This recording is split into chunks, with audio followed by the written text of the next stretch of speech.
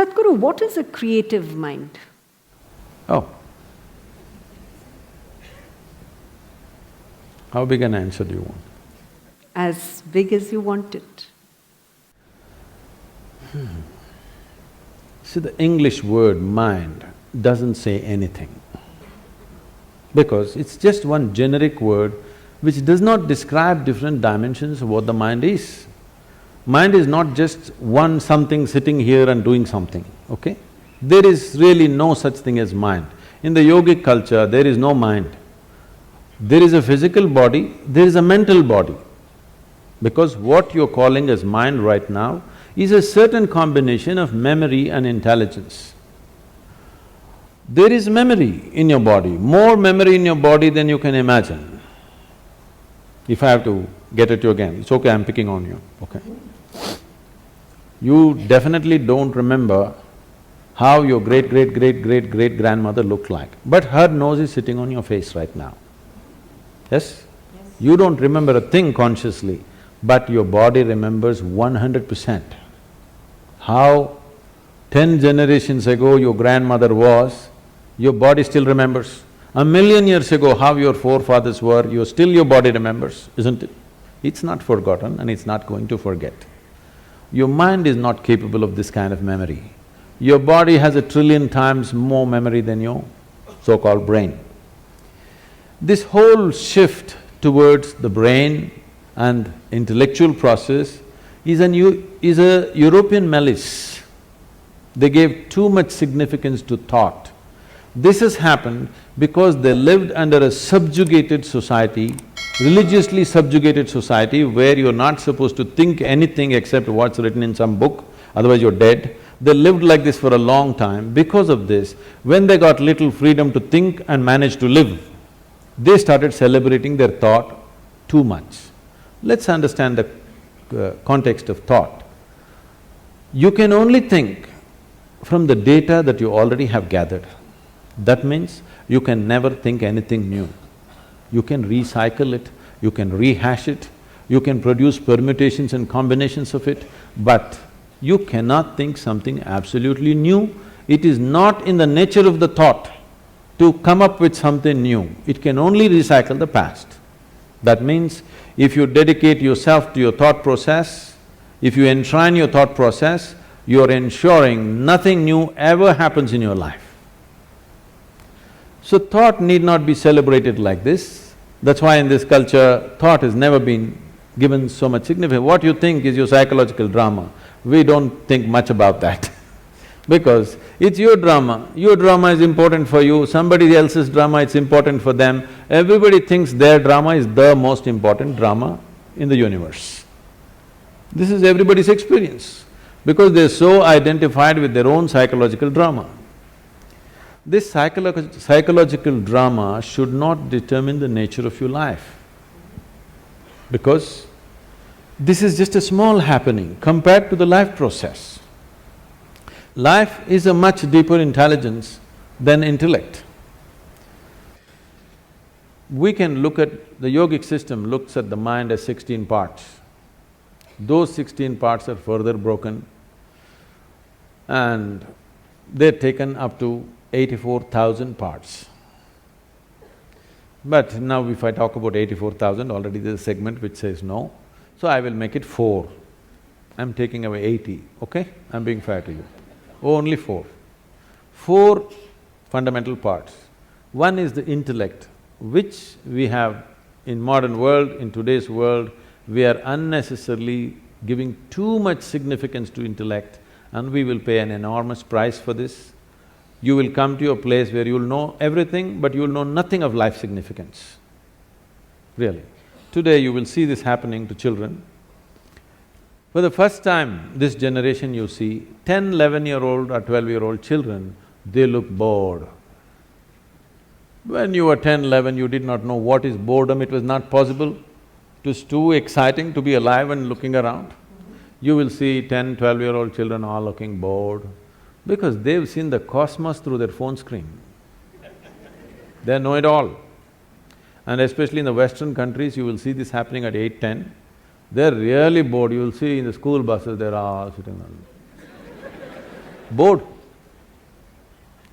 Because by the time you're 12, you already had one love affair, you know what is a break, you know how to all this recover from that, you tasted alcohol, you've seen this, probably you've gone into all kinds of physical things, and you know the cosmos. What more? By the time you're 15, there's really no purpose for you to exist for many of them. You should not be surprised if this culture continues. I'm not saying this is a prediction, it is something that I see beginning to happen. In another 50 or 100 years' time, if 25 to 50% of the people commit suicide, you should not be surprised, because life needs some exuberance. If too much information happens to you without experience, that exuberance will be gone and a false sense of knowing becomes so strong in you.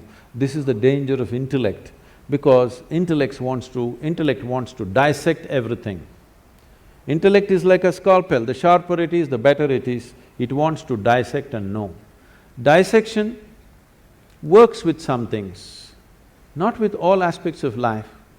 If you want to know the poor frog, you remember? The poor frog that you crucified and cut, and great knowledge you acquired from all that torture is unbelievable. How much knowledge you know. For the torture that frog went through, how much knowledge you have acquired is quite unbelievable. All that you got to know. Now you got interest, suddenly you got interested, the mother that you had ignored, you want to know your mother today. Please get yourself a sharp knife, start the dissection. You may know everything about her liver, kidney, heart, but you won't have a mother left, that's all. So life cannot be known by breaking it up. You can know physical things by breaking it up. You cannot know life by breaking it into pieces. But this is the nature of the intellect. The whole modern science has evolved from human intellect. Because it's produced technological benefits, you can't argue against it, because people, yeah. They think they're scientists, they know nothing about science. They're just enjoying their iPhone. They think they're scientists because they can do this. No, technology is fine, it's brought much comfort and convenience, but it will not bring life to us. So intellect is like this.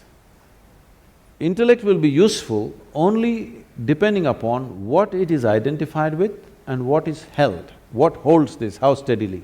So the next dimension of the mind, the first one is called as buddhi, which is the intellect, the second one is called as ahankara. Ahankara does not mean ego, this, that, it means the identity.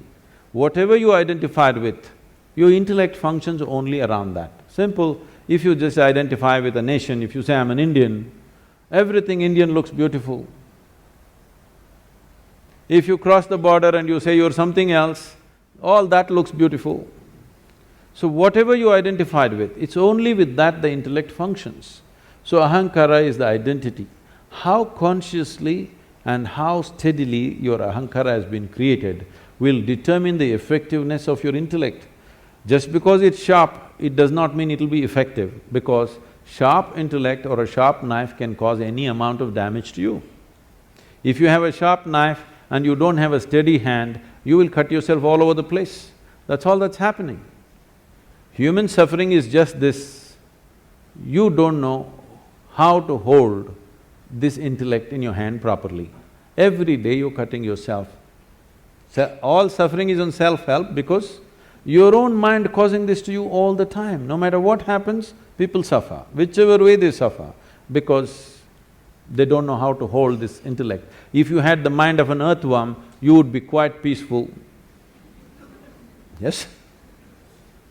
You're trying to do it in so many ways to reduce the sharpness of the intellect by drink, by drug, by overeating, by doing all kinds of things somehow to take away the sharpness, because the damn thing hurts.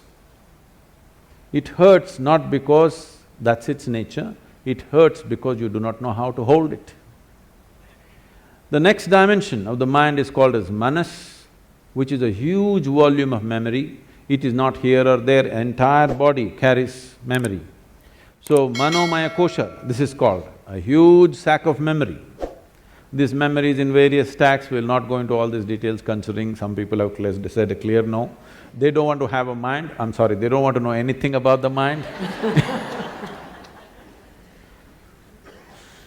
So the fourth dimension of the mind is called as chitta. Chitta means it's pure intelligence. It is unsullied by memory. It has no trace of any kind of memory, it's just pure intelligence. If you touch this, then you have access to what you're referring to as the source of creation, because all kinds of things might have been fed to you. God is this, God is love, God is compassion, God is kind, whatever. Somebody come, stand on the edge of this stage, say all the prayer you want to say and fall. Let me see whether compassion happens to you or a cracked bone happens to you. I would like to check, all right? All these things have been made up because whatever somebody is deprived of, they will attribute that quality to their idea of God. Your ideas of God have come only because you do not know how this whole creation happened. Because you don't have an answer, you made it up. Because you're a human being, you said a big human being is sitting up there. Oh, how can you do all this? If somebody asks, he has 10 hands, so he does lot of things, not like you. Whatever, it's all right for children. But essentially because you do not know how creation happened, you are coming up with explanations. So that which is the source of creation, don't believe what I say, what anybody says. Pay attention to one piece of creation. Just take a flower, pay attention to this, pay an attention to a leaf or an atom or an ant. All you will see is phenomenal intelligence beyond anything you can imagine, yes? But nobody told you God is intelligence. But this culture has said this to you in many ways. They told you Chidakasha, Chidambara and so many things to tell you if you touch your chit, the whole existence becomes yours. Everything that's worth knowing is right here because you have access to the source of creation. So these are the four dimensions of your mind. Unfortunately, the modern education thinks by just feeding information and keeping the intellect reasonably sharp, everything is going to happen. No. You will rip this planet apart looking for well-being. You may lose the planet, or you may manage to go to another planet and start your work again there. But well-being will not happen. If well-being has to happen, you have to dig a little deeper into this one, otherwise, no.